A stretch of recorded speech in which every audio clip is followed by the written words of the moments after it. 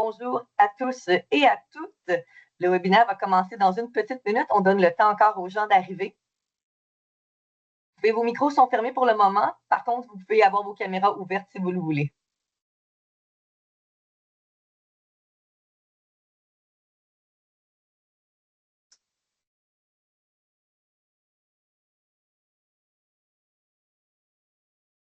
Ça rend ça plus vivant quand on a des gens réels devant nous. On peut voir. Bon, bien écoutez, on va commencer. Alors, bonjour à tous et bienvenue à ce webinaire sur l'endermothérapie, véritable outil thérapeutique post-cancer du sein. Le webinaire sera présenté par Dr. Cathy Guimont et Caroline Jolin. Dr. Cathy Guimont est chirurgienne générale diplômée de l'Université de Montréal. Après une pratique en milieu hospitalier et une formation en cynologie en France, son parcours est marqué par un cancer du sein diagnostiqué à 34 ans. En 2020, elle crée la Fondation Se Reconstruire, l'unique organisme québécois dédié à l'accès aux soins, c'est un beau lapsus, aux soins complémentaires pour le cancer du sein. Formée au tatouage 3D du mamelon et de l'auréole, elle offre ce service qui est couvert par la RAMQ dans plusieurs régions du Québec. Le webinaire sera aussi présenté par Caroline Jolin, qui est massothérapeute, kinésithérapeute et endermothérapeute spécialisée en oncologie et dans le cancer du sein. Depuis plus de 17 ans, elle accompagne les femmes en période post-cancer du sein avec une approche humaine, rigoureuse et respectueuse, favorisant la reconnexion au corps, l'apaisement des tensions et le mieux-être global. Cathy, Caroline, merci d'être avec nous aujourd'hui. Merci à toi. Je me présente. Je suis directrice générale adjointe à la Fondation québécoise du cancer. Vous allez remarquer que vos micros sont fermés. Nous aurons une période de questions à la fin de la présentation et vous pourrez allumer vos micros à ce moment. Vous pouvez aussi écrire vos questions dans le clavardage et je les poserai pour vous à la fin de la présentation. Et comme je vous ai mentionné, vous pouvez avoir vos caméras ouvertes ou fermées, mais on aime toujours ça vous voir, donc si vous les ouvrez, ça va nous faire plaisir de vous voir. Je tiens aussi à vous aviser que le webinaire est enregistré et sera disponible sur la page YouTube de la Fondation dans les prochains jours. Avant de tomber dans le vif du sujet, je vais vous présenter rapidement les services de la Fondation. Donc, nous existons depuis 46 ans à la Fondation et notre mission est de soutenir au quotidien les gens atteints de cancer et leurs proches. Et cette mission est accomplie grâce à une offre de services variés. Nous avons des services d'information à travers, entre autres, notre ligne InfoCancer, qui est un numéro de téléphone gratuit et confidentiel qui permet de parler à des infirmières expérimentées en oncologie. Ces infirmières peuvent répondre à toutes vos questions, qu'importe où vous vous trouvez sur le continuum de la maladie. Donc, on parle avant même un diagnostic jusqu'à la rémission. Et autant les patients que les proches aidants peuvent appeler pour avoir du support. Et nos infirmières peuvent aussi vous diriger vers d'autres ressources que nous avons à l'interne, comme des psychologues, nutritionnistes et sexologues. Nous avons aussi un service de bibliothèque, donc nos documentalistes recensent les livres, les sites web, les webinaires, les podcasts qui peuvent être utiles et contenir de la bonne information. Et tout ça est envoyé par courriel ou par la poste gratuitement partout à travers le Québec. Nous avons des programmes de soutien psychologique, donc nous offrons le jumelage téléphonique qui permet de parler à quelqu'un qui a vécu une expérience similaire. Nous offrons aussi l'art-thérapie qui permet de s'exprimer autrement que par des mots. Beaucoup aussi de thérapies, de programmes de bien-être physique. Donc, nous offrons la massothérapie, l'acupuncture, la kinésiologie. Ce sont des services qui sont offerts gratuitement ou à peu de frais. Nous avons aussi un système d'hébergement à travers le Québec. Nous avons 7 centres un peu partout à travers le Québec et donc qui permettent de résider à proximité des centres hospitaliers où les soins sont offerts. Et c'est très abordable. On parle de 30 $ par nuitée. Et les repas sont aussi inclus. Nous avons des programmes d'aide financière et juridique. Donc, le programme d'aide financière, ce sont pour les gens qui vivent sous le seuil de faible revenu, qui ne sont pas accessibles à d'autres programmes et qui permettent d'aller chercher 1 000 $ par année. Et grâce à notre partenaire Juripop, nous offrons des consultations juridiques gratuites. Nous avons aussi un programme dédié pour les 15-39 ans qui s'appelle le programme Afélix. On sait que la réalité des jeunes est souvent différente des adultes ou des aînés. Donc, ce programme permet vraiment de les aider et de les accompagner. Et finalement, nous avons un répertoire de ressources en ligne, donc qui recense 2200 ressources à travers le Québec, qui permettent de trouver à proximité de la maison les services offerts. Sans plus tarder, Je vais laisser la parole à Dr. Cathy et à Caroline pour la présentation. Merci beaucoup. Alors, bon, du haut de mon côté de la plateforme, est-ce que tout fonctionne pour le partage de l'écran? C'est bon? Oui, on voit bien. Excellent, excellent. Alors, premièrement, merci beaucoup, Véronique, de cette belle plateforme d'information qui se veut là, essentielle, en fait, pour les gens de tout azimut. Vous comprendrez avec ce webinaire que le but est de vous informer sur qu'est-ce que ça mange en hiver de l'endermothérapie. C'est certain que via la Fondation Se Reconstruire, qui est un centre de santé du sein, on va se concentrer sur l'aspect post-cancer du sein ou péri-opératoire cancer du sein. Mais il y a tout un autre volet là, au niveau des applications là, qui peuvent être nommées, mais qu'on ne va pas adresser ici. Donc, premièrement, vous l'avez vu, en gros, c'est écrit là que je n'ai pas de conflit d'intérêt. C'est très important pour que vous puissiez comprendre pourquoi on fait cette information-là. Donc, je ne fais aucun service en endermothérapie. Je n'ai aucun lien financier avec les fabricants non plus. Et cette information-là se veut vraiment, là, pour moi, j'ai fait ma formation théorique pour pouvoir le partager à mes collègues. Donc, ça me fait plaisir aussi d'avoir un aspect plus de vulgarisation pour que le grand public puisse bien comprendre. Mais j'ai complété ma formation théorique. Alors, dans le fond, ma présence ici, elle est bénévole et l'objectif là, étant de vous informer et d'être critique comme médecin par rapport à cette technologie-là qui mérite à être plus connue au Québec. Rapidement, je veux vous montrer, peut-être je vais baisser ça ici. Donc, Dr. Guimond, chirurgienne, mon parcours a été parsemé de différentes anecdotes, certes, mais c'est ça, effectivement, formation à Paris. Et quand j'ai opéré là-bas et je voyais qu'il y avait très peu d'adhérence, c'était merveilleux dans la diminution des séquelles post-opératoires et comment on adressait les adhérences. Donc, il y avait tout un autre volet que j'ai vécu là-bas comme chirurgienne. Et j'ai travaillé là jusqu'en 2019 au CISSS Montérégie-Est. Donc, ici, voilà. Ce que je voulais juste vous amener, comme on l'a nommé tout à l'heure, quand je suis revenue de Paris avec mes 2 jeunes enfants, je revenais avec toutes mes belles informations de nouveautés en cancer du sein. Puis, j'ai eu mon propre diagnostic, donc à 34 ans, plusieurs chirurgies en 6 ans avec beaucoup d'adhérence, mais surtout un déstress psychologique et un stress post-traumatique important relié à toute cette épreuve-là que l'on vit.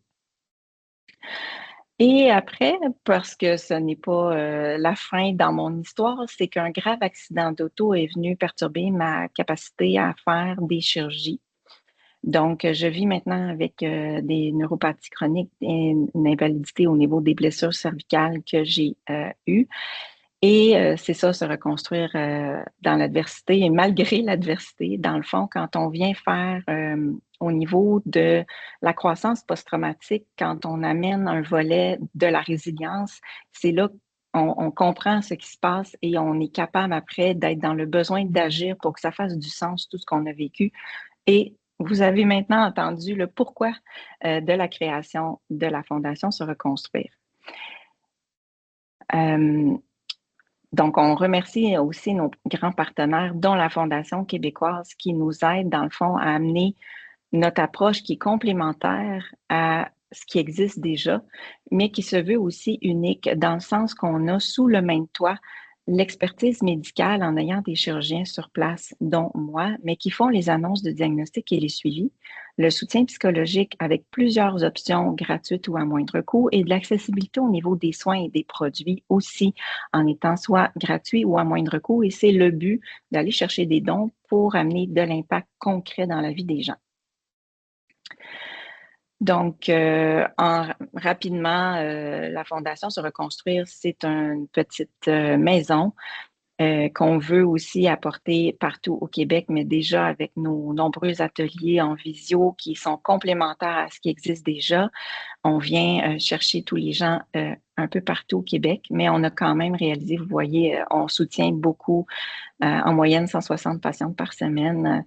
Donc, ça fait beaucoup d'appels et dans cette demande croissante, je pense qu'on est rendu avec un aspect holistique d'amener vraiment un 360 là, au niveau des besoins. Rapidement ici, les soins complémentaires qui nous distinguent, vous les voyez et on voit au centre la quantité quand même phénoménale de rendez-vous en endermothérapie.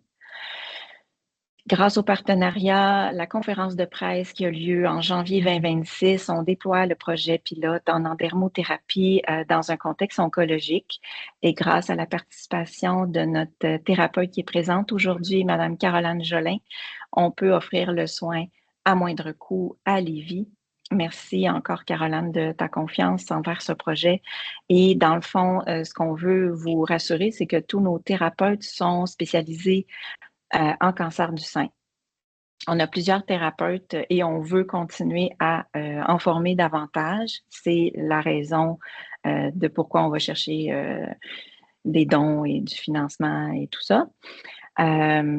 Donc, voilà. Ici, on aborde le sujet, enfin, plus précisément. Je vais vous parler rapidement des origines et développements de c'est quoi l'endermothérapie. Alors, c'est sûr que ça fait longtemps que ça existe. Vous avez vu là avec la compagnie LPG dans les années 1980. C'est une entreprise française qui a démontré la pertinence de l'endermothérapie et qui ont, j'ai regardé dans le comité COSIR, là, qui est le comité scientifique international de recherche, qui ont amené différents aspects dans l'étude de tant au niveau cellulaire qu'au niveau clinique de l'impact de l'endermothérapie.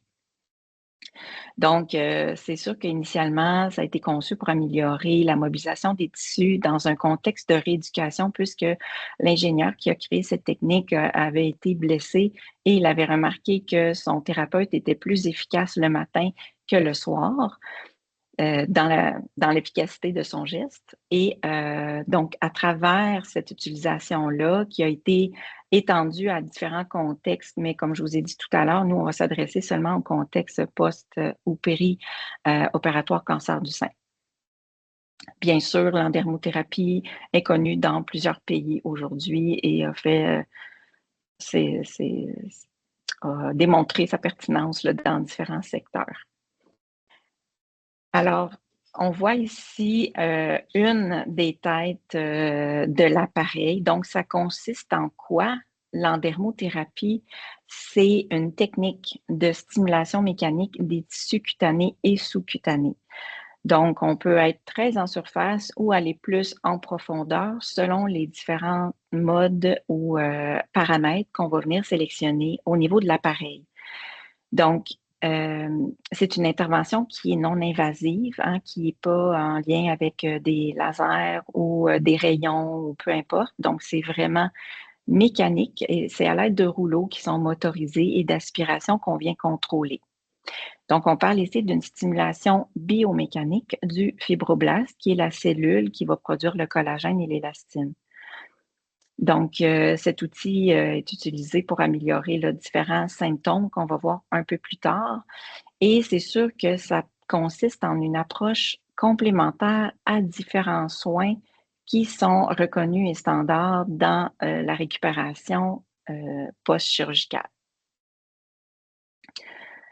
L'endermothérapie, ce n'est pas un soin esthétique. Alors ici, on parle plutôt d'endermologie. Si vous cherchez sur les réseaux, il y a vraiment une distinction à apporter. L'endermologie est plus considérée pour le traitement de la cellulite des rides et des ridules, par exemple. Mais donc, ce n'est pas ce que l'endermothérapie vient faire. C'est vraiment la thérapie est faite par un thérapeute spécialisé avec l'intention d'une rééducation au niveau de la mobilisation des tissus vraiment médical. Donc, Ce n'est pas non plus un traitement oncologique, hein, ça remplace aucun autre traitement. Et donc, voilà ici le contexte, les contextes cliniques qui sont envisagés. Donc, comme j'ai nommé tout à l'heure, c'est sûr qu'après le parcours dans le cancer du sein, il y a la zone même préopératoire ou opératoire immédiat. Et dans le post-opératoire, bien, il y a tous les aspects aussi de l'impact de d'autres soins complémentaires, dont la radiothérapie. C'est certain qu'on vient parler ici, qu'on adresse de la fibrose, des adhérences et souvent, ce qu'on peut ressentir aussi, c'est la limitation au niveau de la mobilité du haut du corps. Il y a aussi un aspect qui vient aider quand il y a une atteinte au niveau lymphatique. Donc, rapidement, il peut avoir des lymphédèmes primaires ou secondaires et ça vient vraiment être en complément d'approches reconnues comme le drainage lymphatique manuel. D'ailleurs, une des thérapeutes à la Fondation avait fait une belle présentation en association avec justement l'Association québécoise de lymphédème l'année passée, je crois, parce que, comme vous voyez, il y a d'autres contextes, mais le but ici était de focuser sur le cancer du sein. Donc, allons-y dans le sens des effets observés qui sont directement reliés à l'impact de la chirurgie. Tout d'abord, c'est certain que les effets au niveau de l'adhérence et des fibroses tissulaires, quand on regarde les patientes qui ont eu les traitements, et ça, c'est seulement parfois après un seul traitement, il y a tout de suite un effet de soulagement, d'amélioration, de souplesse de tissu. Enfin, j'ai l'impression que je peux respirer un peu plus ou que ça bouge un peu plus. Donc, on parle ici d'une diminution de la fibrose. L'effet au niveau sur la souplesse et l'amplitude des tissus, souvent, on peut entendre que j'ai de la difficulté à lever mon bras, à laver mes cheveux, à faire un câlin à quelqu'un. Alors, tout de suite, il y a un impact dès le premier traitement.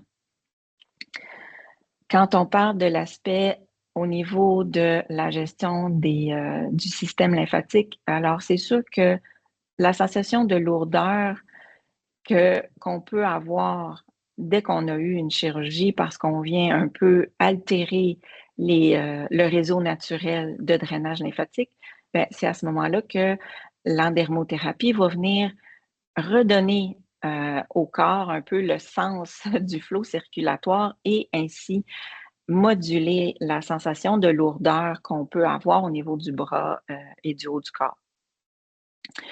Il y a également un effet sur la douleur associée aux cicatrices. Naturellement, on comprend que quand on se sent trop serré ou trop pris, parce que n'importe quelle cicatrice, quand elle guérit, elle va venir amener un aspect de contraction, un peu comme un carcan ou un corset. C'est la loi naturelle qui fait ça, c'est l'effet de contraction. Et donc, l'endermothérapie va venir redonner de la souplesse aux cicatrices et donc diminuer les douleurs reliées. Souvent, les femmes, après les chirurgies, hésitent à se toucher parce qu'elles sont inquiètes au niveau des cicatrices et cette douleur-là crée l'inquiétude.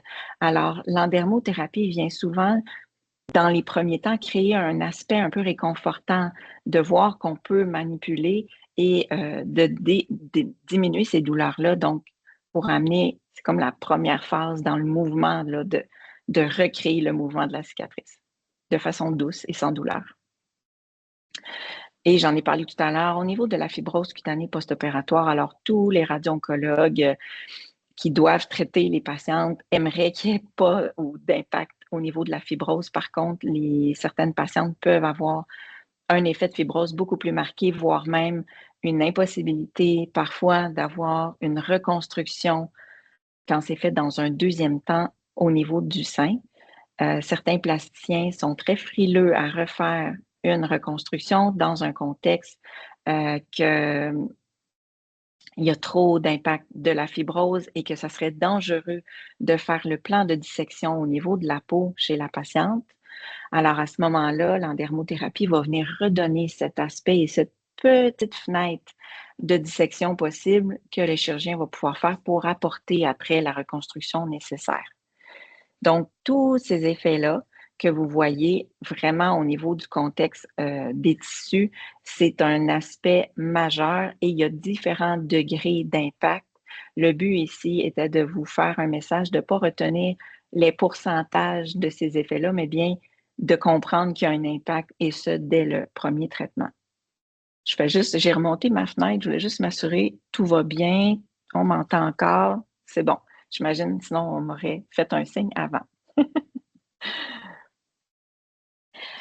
Alors, ici, ce qu'on voit, dans le fond, c'est la thérapeute qui vient sur le côté. On voit quand même un peu un effet d'œdème de peau d'orange au niveau du sein qui a eu une mastectomie partielle. Et on voit une autre tête de traitement qui vient faire un effet de clapet, d'ouverture et de fermeture qu'on vient, là, dans le fond, vous voyez, on vient traiter tout autour et pas nécessairement seulement juste sur la cicatrice, puisque le but est de redonner un plan de glissement entre les tissus que l'on a naturellement.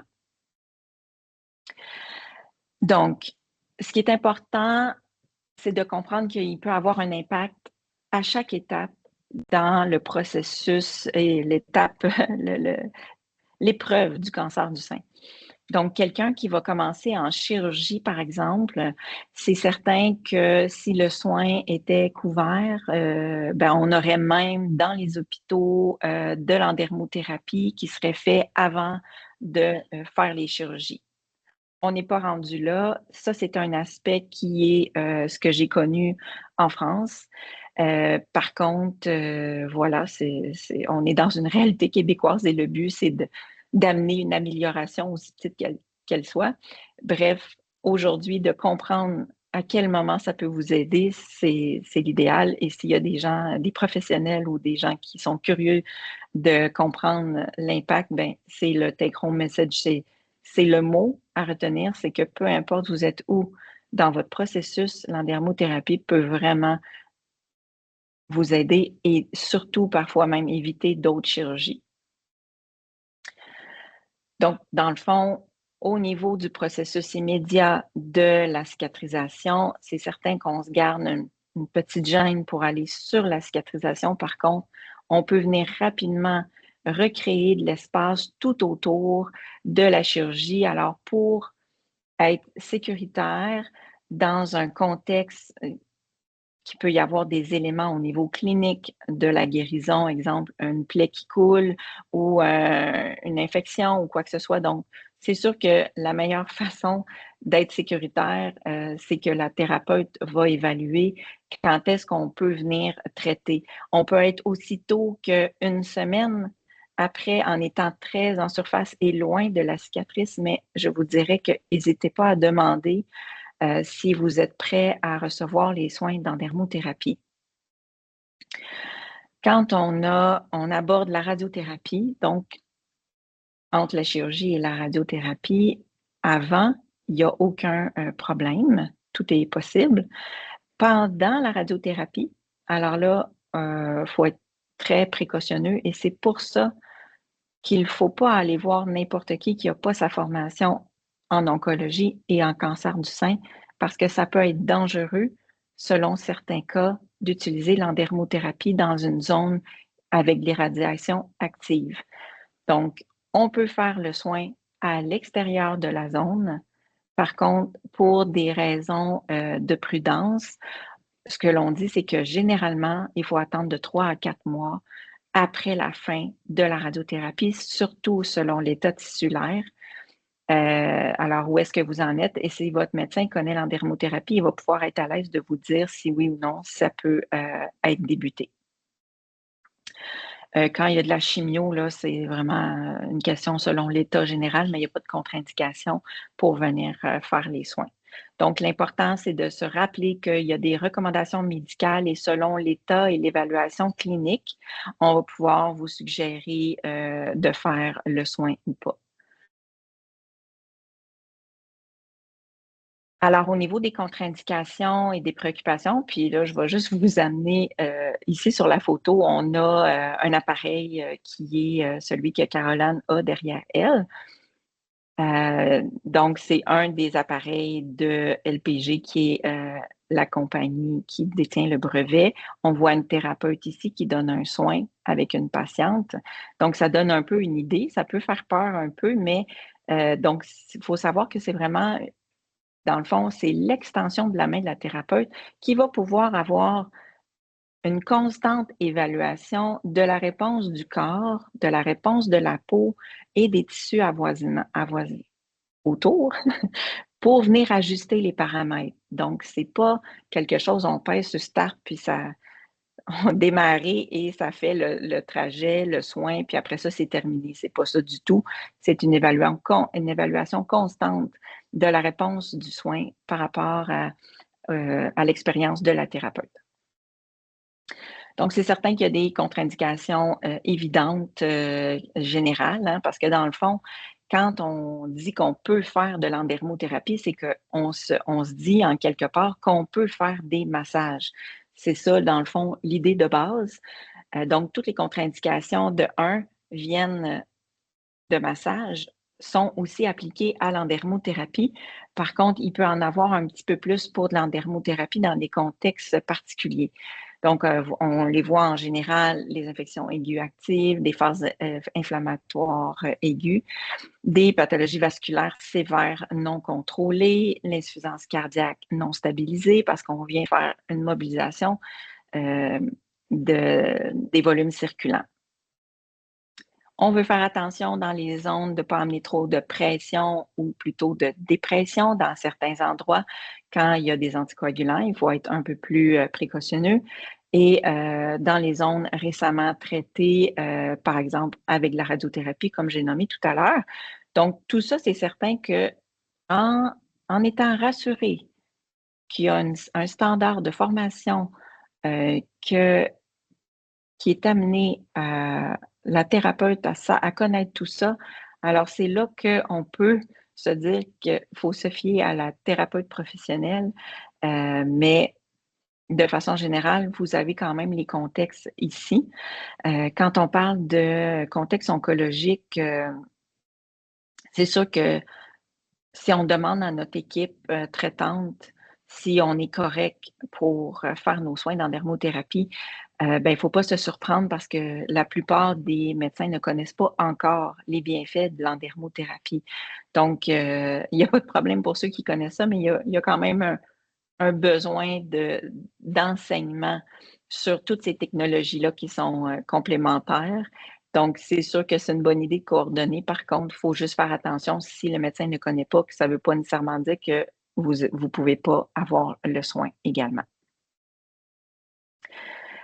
Dans les mécanismes physiologiques qui ont été étudiés, mon but ici n'était pas de vous faire revenir à mes cours de biologie, mais plutôt de voir l'impact multiple que ça peut apporter. Et encore une fois, j'ai volontairement enlevé les pourcentages d'effets parce que au final, ce qu'on souhaite, c'est de développer notre propre étude au Québec, ici, avoir un impact pour une implantation à long terme avec une aide de grandes fondations et ou du gouvernement.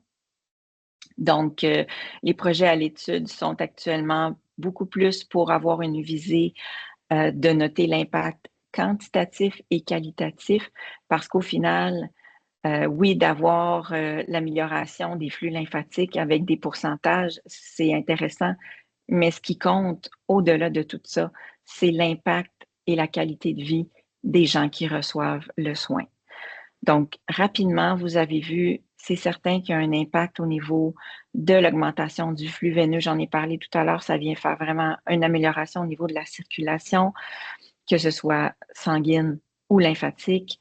Ensuite, quand on parle de stimuler les fibroblastes, ben, eux, ils vont produire le collagène, l'élastine et l'acide hyaluronique de façon à vraiment ramener la souplesse, diminuer la fibrose et vraiment redonner un aspect que beaucoup de femmes disent qu'elles pensaient que ça se pouvait pas que ça revienne. Mais oui, c'est ça. Il faut arrêter de dire que maintenant, c'est votre nouveau corps, vos nouvelles douleurs, puis vous devez vivre avec ça. Non, il y a des solutions.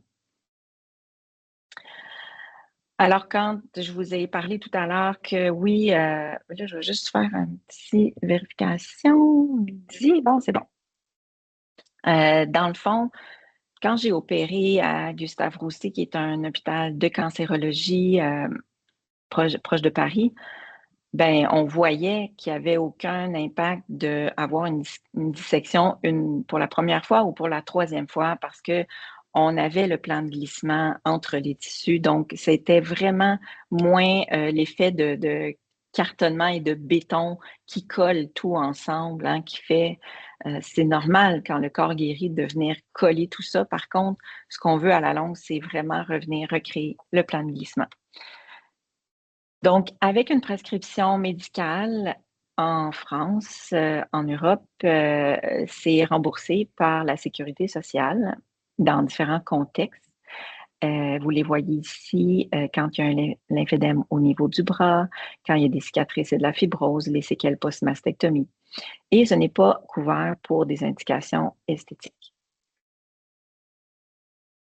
L'accès au traitement au Québec, bon, j'ai un petit peu dévoilé mon punch là, mais vous aurez compris que c'est sûr qu'on a besoin d'avoir une évaluation clinique structurée dans notre contexte québécois pour amener la propulsion de ce merveilleux soin méconnu encore. Alors, les constats sont que ben, c'est très cher par séance, hein, ça va de 140 à 180 parfois, même une patiente que j'ai entendue qu'elle a eu 200 $ pour un soin de 30 minutes. C'est sûr que quand on est médecin, on hésite au niveau déontologique à référer dans un soin privé. Par contre, si on fait un parallèle avec la physiothérapie, on le connaît, le contexte dans les hôpitaux québécois est très différent d'un hôpital à l'autre. Il y a même des hôpitaux qui n'ont pas du tout de physio. Et les médecins et l'équipe traitante sont à l'aise quand même de référents physio, sachant très bien que leurs patients vont aller au privé pour aller chercher ces soins-là, pour ramener leur bien-être, parce qu'on veut leur donner des outils puis des options. Alors oui, faire le massage, mais quand on ne sait pas quoi faire et tout ça, on réfère aux professionnels. Donc, même chose qu'on peut appliquer dans le contexte de l'endermothérapie, c'est que quand on va comprendre l'impact au niveau de la qualité de vie des patients, ben, ce qu'on souhaite, c'est venir amener un vent de changement au niveau de la mentalité et de ne pas hésiter à référer quand c'est dans un contexte bien précis de traitement médical. On enlève, on met tout de côté par rapport à l'esthétique, c'est pas ça du tout. C'est vraiment un contexte d'amélioration au niveau médical et même ça va amener un soulagement du système de santé parce qu'on évite d'autres chirurgies, par exemple. Donc, au Québec, on a une pratique majoritairement privée. Nous, l'initiative qu'on a apportée, la Fondation Se Reconstruire, eh bien, c'est grâce à différents partenariats, à différents donateurs qu'on peut venir et des thérapeutes qui croient au projet pour amener le soin à moindre coût. Parce qu'actuellement, il n'est pas couvert par la RAMQ. Et malheureusement, au niveau des assurances, eh bien, on offre, les assurances ne vont pas donner pour le projet en dermothérapie spécifiquement. C'est vraiment un contexte de soit la thérapeute, elle est masso ou elle est kiné. Donc, les reçus sont à ce moment-là émis dans ce sens-là. Par contre, ça n'a rien à voir avec un massage de recevoir un soin dermothérapie. Donc, c'est certain qu'au niveau des limites du système actuellement, ben, c'est un accès financier, hein, c'est ça la problématique, c'est limité. Et ce qu'on souhaite, c'est amener une accessibilité plus universelle de ce soin-là en amenant les soins à moindre coût. On souhaite également amener une facilité d'intégrer ce parcours-là, ce soin-là dans le parcours de soins. Et voilà encore, je vous ai parlé du projet qui est en cours. Suivez-nous parce que ça s'en vient. On travaille très fort. Je ne peux pas rien vous dévoiler, mais on est en train de se pencher là-dessus. En tant que tel, bon, vous le voyez ici, dans le fond, on veut l'amener comme une approche complémentaire. On veut surtout regarder l'impact de 2 choses, la douleur et la mobilité. Et quand on va se mobiliser en groupe, puis que tout le monde va pouvoir amener cet élément-là comme une option pour améliorer les symptômes, ben là, on va pouvoir passer à réellement améliorer parce que votre parcours et vos options, ben, c'est que les patients qui devraient avoir la connaissance pour prendre une décision éclairée par rapport à ça.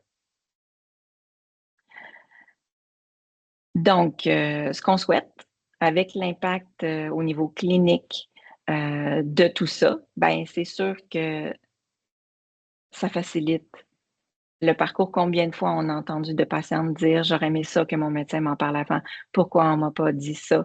Pourquoi ma physio, elle me disait qu'elle pouvait plus m'aider?» alors que dans le fond, c'est vraiment un soin qui est complémentaire à tout ce qui existe déjà et c'est un travail d'équipe entre thérapeutes. Dans le fond, on veut améliorer cette prise en charge-là parce que oui, il y en a différentes séquelles. On le sait, c'est pas toujours un parcours qui est linéaire. Il peut être pondéré de plusieurs variations de complications, d'infections, de rejet de prothèses, quand c'est des sites donateurs, de complications au niveau du site du DIEP, par exemple. Alors, ce qu'on veut amener au niveau du système de santé et au niveau d'une société québécoise avec des outils pour se dire, ben, comment on peut aller mieux, ben, c'est sûr que ça va diminuer les complications qui sont chroniques. On veut diminuer des coûts au niveau du système de santé et améliorer la qualité de vie de nos patients. Et c'est sûr que l'impact qui fait le plus de sens, c'est la récupération fonctionnelle. C'est pas tant d'avoir entre 5 degrés ou 10 degrés d'augmentation d'amplitude. C'est bien, mais c'est la récupération fonctionnelle qui va faire que ça fait du sens dans nos vies. Je vais vous faire écouter un petit 2 minutes de patientes qui tenaient à transmettre leur témoignage.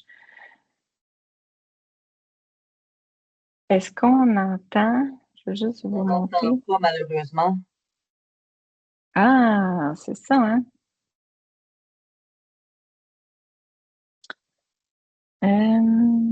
Je vais essayer de voir. Est-ce que c'est ça ici? Non, hein?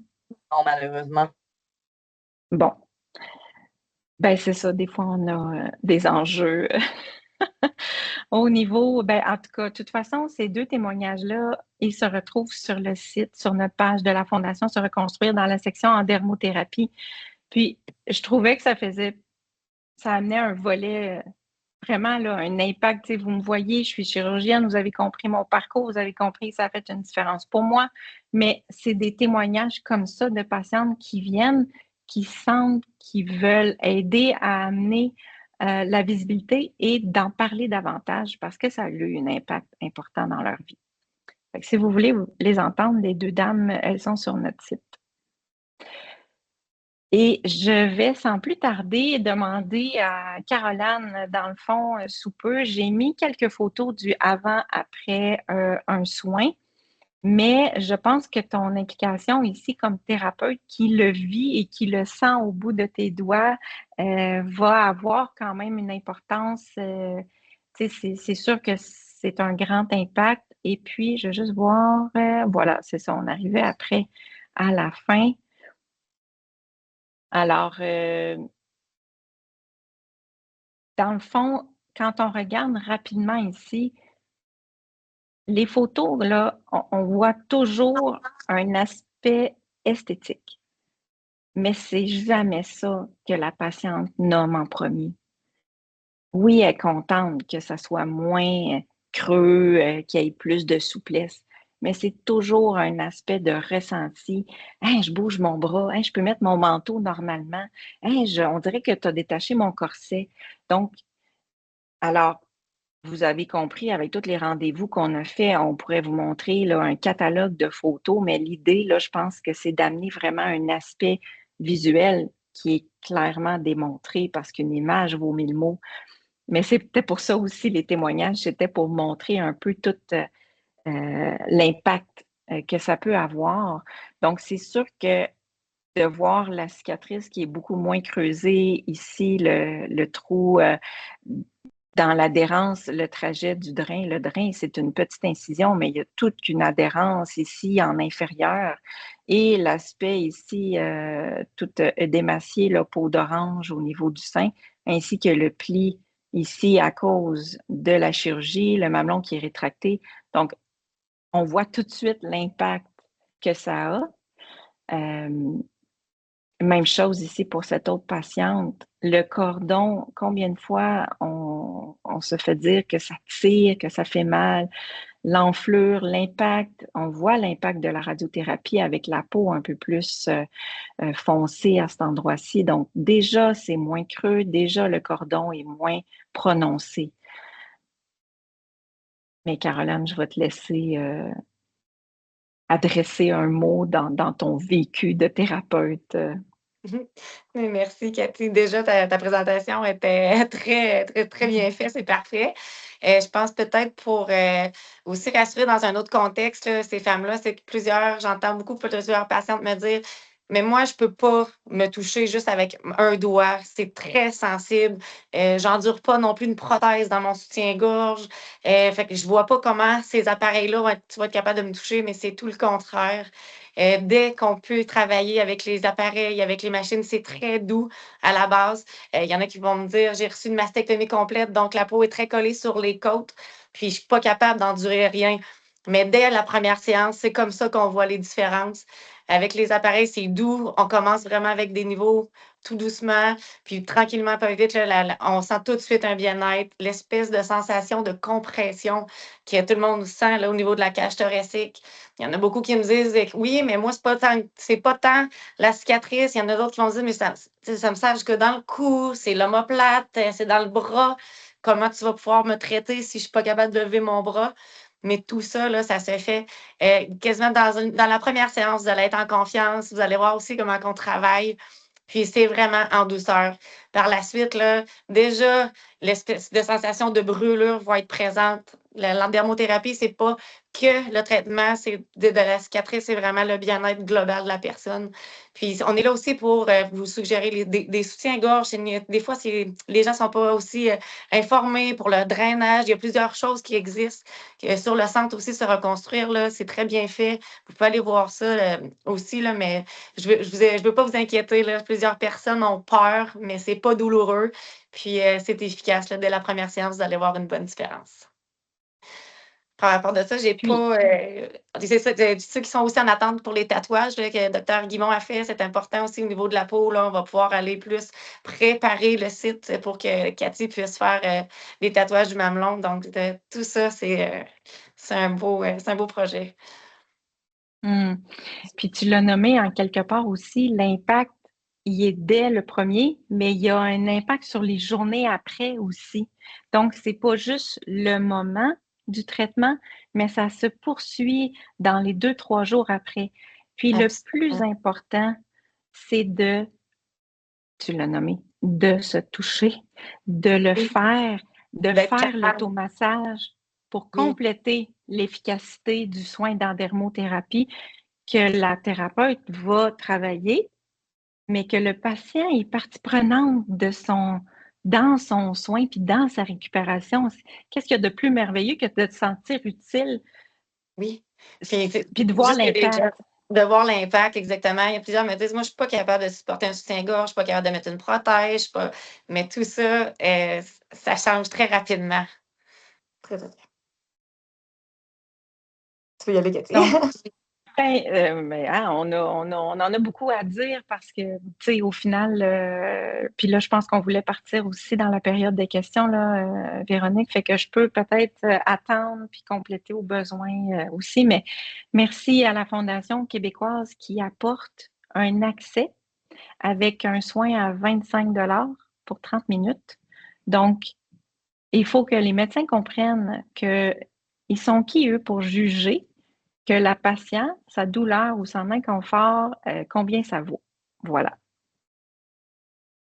Merci beaucoup, Cathy. Merci beaucoup, Caroline. C'est vraiment une super belle présentation. Donc, oui, on est rendu à la période de questions. Les micros, dans le fond, sont ouverts. Vous pouvez les ouvrir manuellement là, pour pouvoir poser les questions. Je vais commencer avec une première question qu'on a eue dans le chat et on ira ensuite aux mains levées. On avait une première question qui voulait savoir si l'endermothérapie était disponible en Mauricie.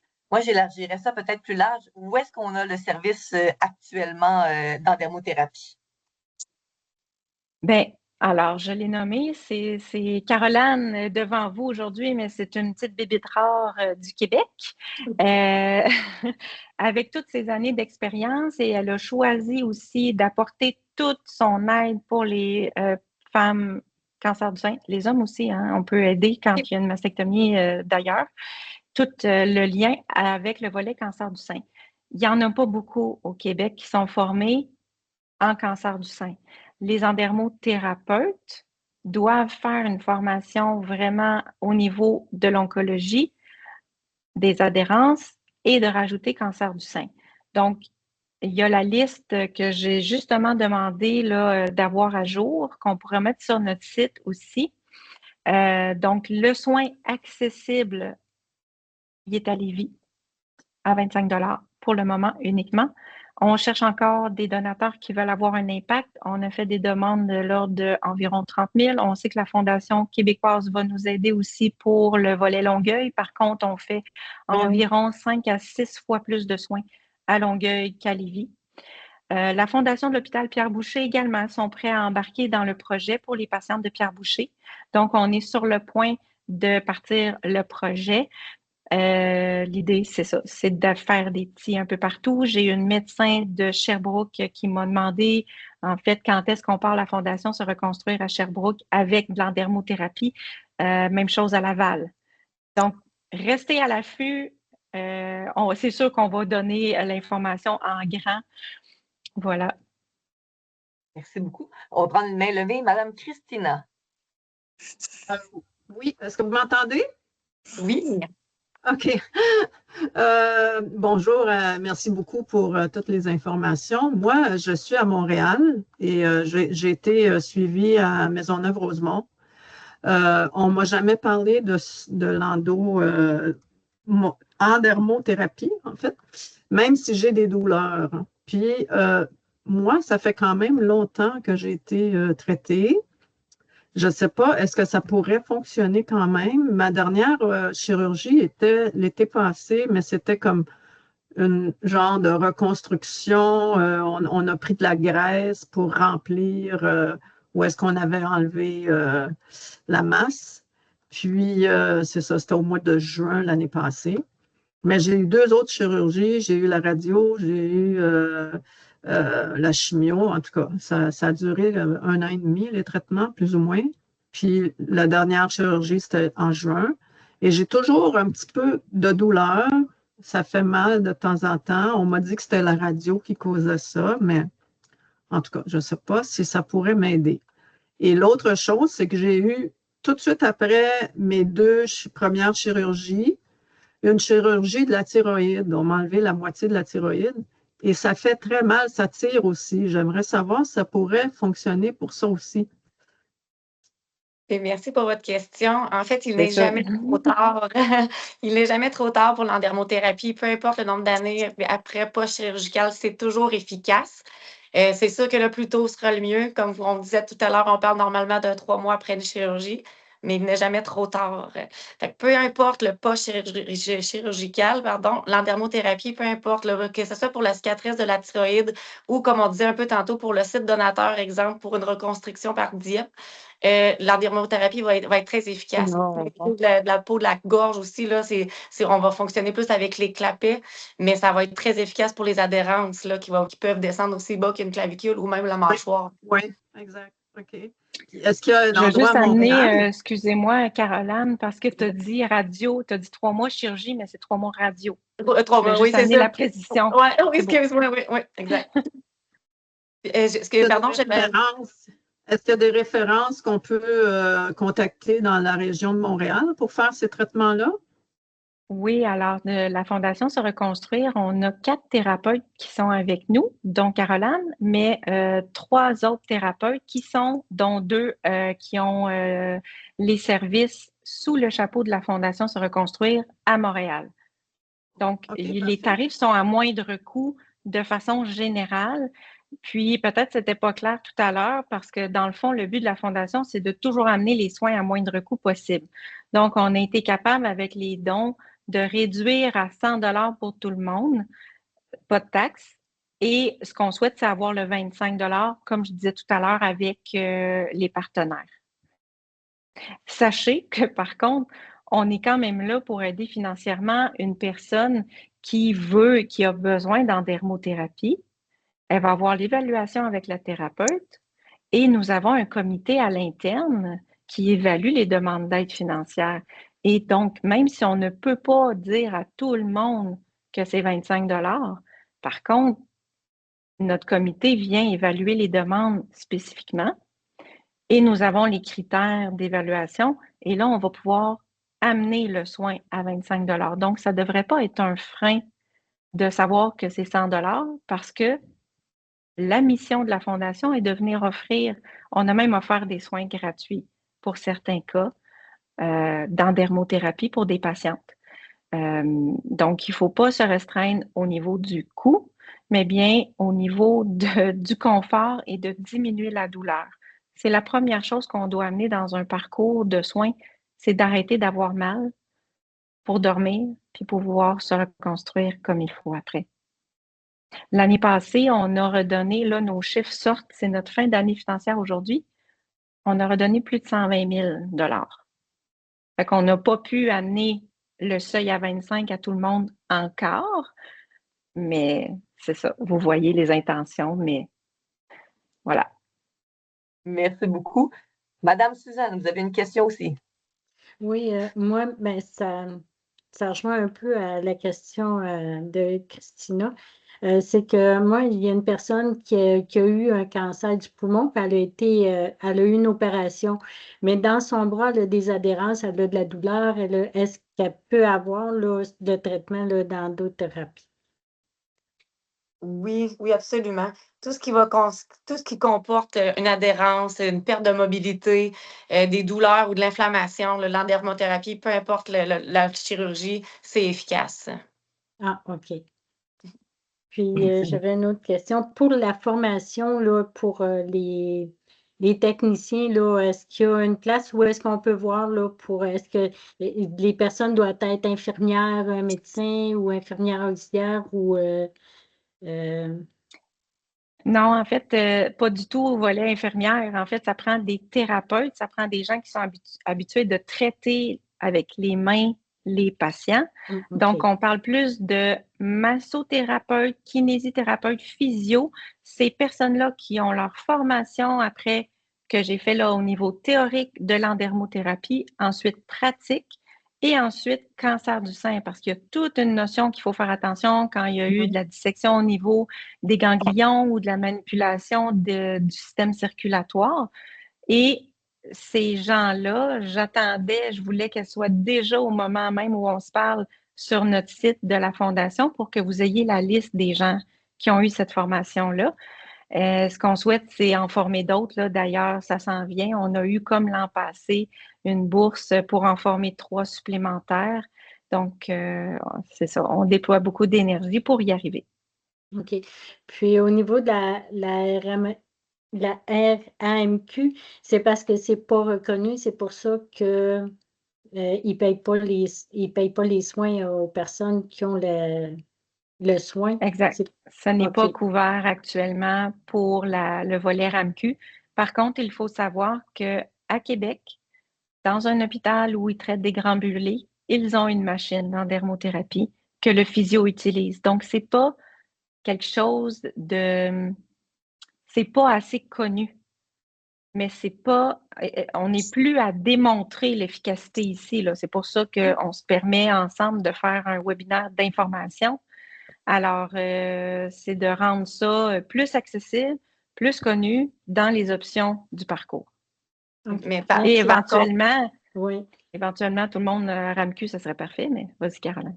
Par contre, en attendant, comme on disait un peu tantôt, quand on fait affaire avec une thérapeute qui est, exemple, massothérapeute et kinésithérapeute, pour les traitements qui ne sont pas dans le programme Andermo, c'est aussi couvert par les assurances en massothérapie ou en kinésithérapie.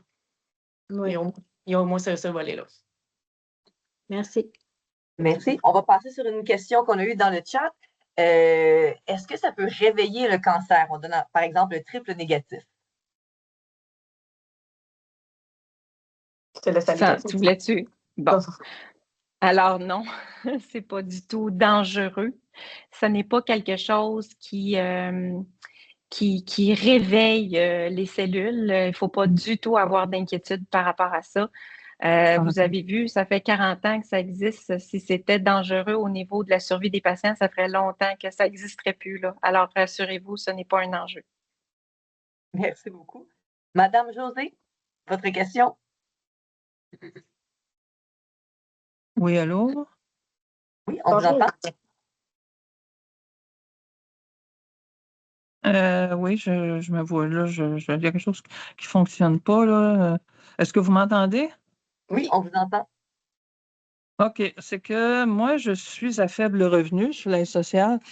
Donc, à 140 la séance, c'est un peu dispendieux pour moi, surtout s'il y a 10 à 20 séances, là, je ne sais pas combien encore.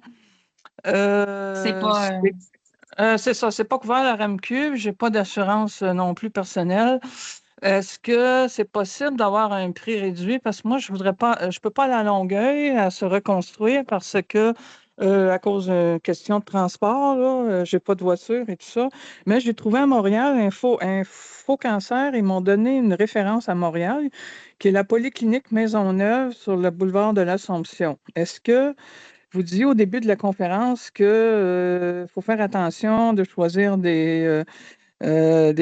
tout cas des spécialistes, là? Est-ce que c'est des massothérapeutes spécialisés là-bas sur une clinique Maisonneuve? Je connais pas. Ce que je peux vous dire, c'est que en fait, on collabore très bien avec l'hôpital Maisonneuve-Rosemont, puis c'est avec les radio-oncologues qu'on va déployer l'étude pour éventuellement même que ce soit dans l'hôpital.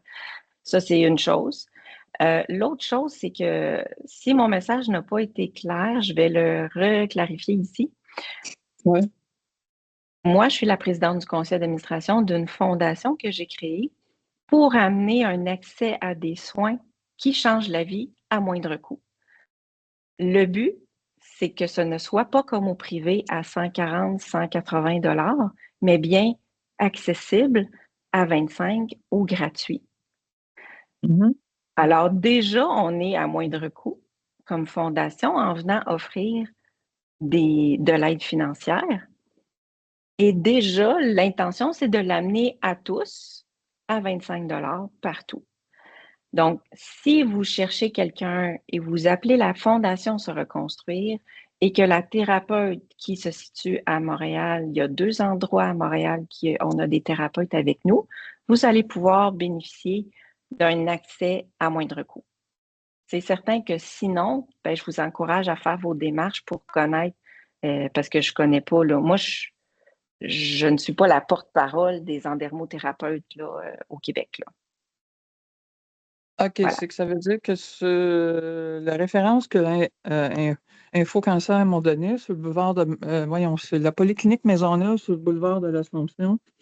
C'est un endroit avec des professionnels, avec des gens qui sont formés pour ça, là, pour l'endermothérapie. C'est bien ça? Je ne peux pas confirmer, je ne connais pas, là, ce n'est pas une information de nous, je ne peux pas valider ou invalider. Ah bon, OK. Fait que c'est ça. Moi, c'est mon radio-oncologue qui m'a référé à se reconstruire à Longueuil. Mais se reconstruire à Longueuil aussi, il y a des frais. Quelqu'un m'a rappelé, là, puis c'est aussi des 140 $ la séance. Mais aussi, c'est que on peut être à moindre coût, mais à quel endroit exactement? C'est-tu à Longueuil ou je ne sais pas comment ça fonctionne, là? Alors, pour amener, peut-être qu'il y avait d'autres personnes qui avaient des questionnements. La Fondation Se Reconstruire, elle est située à plusieurs endroits et pas juste à Longueuil. Et quand on mentionne qu'on a un besoin d'aide financière, à ce moment-là, nous, on va ouvrir un dossier d'aide financière et il y a un comité à l'interne sur notre conseil d'administration qui va évaluer la demande et on va attribuer des montants. Et l'an passé, comme je disais tout à l'heure, on a offert, là j'ai hâte de voir nos chiffres, mais c'est reconnu chez nous qu'on aide et qu'on priorise pour l'endermothérapie. Alors, c'est certain qu'il faut le nommer parce qu'on n'est pas encore rendu à avoir assez de dons, malheureusement, pour l'offrir aussi dans le coin du Grand Montréal à 25 comme ça l'est à Lévis actuellement. On va devoir passer à une prochaine question parce qu'en fait, on arrive à la fin du webinaire. Donc, très rapidement, je vais prendre une question qui est dans le chat et une en ligne parce que vous avez vraiment beaucoup de questions. Donc, ça nous donne une bonne idée de peut-être refaire un webinaire sur l'endermothérapie bientôt. On demande combien de séances on devrait prévoir approximativement en endermothérapie. Il n'y a pas le nombre de séances était vraiment à déterminer. Il faut vraiment qu'on évalue la situation, tout dépendant aussi du nombre de temps qu'on a eu la chirurgie. Mais je peux vous assurer qu'avec les 3 premières séances, il y a vraiment une bonne différence et on est capable d'avoir un bien-être. Si on veut pousser un peu plus loin, c'est toujours très bon pour l'endermothérapie d'aller un peu plus loin si on veut aller avoir un confort de plus. Si on voudrait élargir aussi, exemple, aller travailler un peu plus au niveau de l'épaule, au niveau du cou, au niveau du sternum, tu sais, ça, on peut toujours en faire de plus en plus. Mais normalement, quand on est à la 3e séance, on obtient notre bien-être. Ou est-ce qu'on va être capable d'être mobile ou est-ce que la cicatrice va être déjà plus apparente, déjà aussi plus belle, mais vraiment moins adhérente, beaucoup moins de fibrose. C'est par la suite qu'on va pouvoir évaluer, mais il faut vraiment évaluer c'est du cas par cas. Merci beaucoup. On va prendre une dernière question qui vient du public, Madame Nathalie. Il faut ouvrir votre micro. Oh, on ne vous entend pas, il faut ouvrir votre micro. Oh, vous avez trouvé le piton. Alors, je suis de Gatineau, puis je veux juste vous remercier pour tous les services que vous offrez. Vous êtes vraiment, vraiment inspirant. En fait, une des questions, c'est à savoir si à un moment donné, vous serez en Outaouais. D'ailleurs, ce qui suit, la prochaine question, c'est est-ce que l'endermothérapie, laquelle se situe le plus près de chez moi? Et puis, c'est ça, parce que je vais être transférée au CHUM sous peu, alors j'aurai la chance aussi d'aller dans la région, mais s'il y a quelque chose plus en Outaouais, ça me conviendrait. Puis je m'informe parce que pas plus tard qu'hier, j'allais appeler un endermothérapeute de la région. Et là, je constate il faut un peu plus de formation quand ça vient dans le contexte de l'oncologie. Alors, merci pour l'information. Et là, ben, c'est ça, mes questions à savoir où est-ce que je peux aller. C'est sûr que la Fondation Se Reconstruire veut déployer ses ailes, comme notre logo le représente bien, d'avoir plusieurs endroits partout pour donner accès tant financièrement que de proximité. S'il y a des massothérapeutes ou kinés de la région de Gatineau qui veulent se joindre à la Fondation Se Reconstruire, avoir sa formation, moi, je ne demande que ça via la Fondation québécoise qui est déjà aussi là-bas avec leur hébergement. Parce qu'on regarde ensemble, on est toujours plus fort pour amener un accès. Et qui sait, peut-être que, parce que je me déplace beaucoup pour le tatouage de mamelon déjà, à plusieurs endroits avec la collaboration et on veut amener, c'est certain, tous ces services-là. Pour le moment, si vous voulez avoir les tarifs à moindre coût de notre fondation, combinez un rendez-vous dans la grande région de Montréal là, et prévoyez le coût en appelant pour combiner là, un rendez-vous quand vous êtes dans le coin. D'accord, merci. Merci à tous. Je suis vraiment désolée. On doit mettre fin malheureusement à la période de questions. Je suis désolée, il y avait beaucoup de questions en plus dans le clavardage, mais Cathy, Caroline, merci énormément pour votre présentation. À tous et à toutes, je vous invite fortement. Quelqu'un a mis dans le clavardage le lien justement pour la Fondation Se Reconstruire. Je vous invite fortement à aller visiter le site pour pouvoir poser vos questions. Vous pouvez aussi passer par la Fondation québécoise du cancer. Notre équipe peut vous rediriger aussi très facilement vers l'équipe de Se Reconstruire. Donc, je vous remercie énormément là, pour votre participation et votre présence. Si vous avez apprécié le contenu, vous avez des commentaires ou des suggestions de sujets que vous aimeriez que nous abordions dans un de nos webinaires, je vous invite fortement à nous rejoindre par courriel à l'adresse infocancer@fqc.qc.ca. Nous tenons en moyenne 4 webinaires par année, donc vous pouvez consulter nos réseaux sociaux pour avoir les prochains webinaires. D'ailleurs, le prochain sera au mois de juin. Donc, encore une fois, Caroline et Cathy, merci beaucoup. Merci à tous. Passez une très belle journée. Au plaisir de vous rencontrer. Merci tout le monde. Merci, Au c'est revoir. très Au intéressant. revoir. Merci beaucoup. Merci. Bon. Ah, c'est terminé. Bon.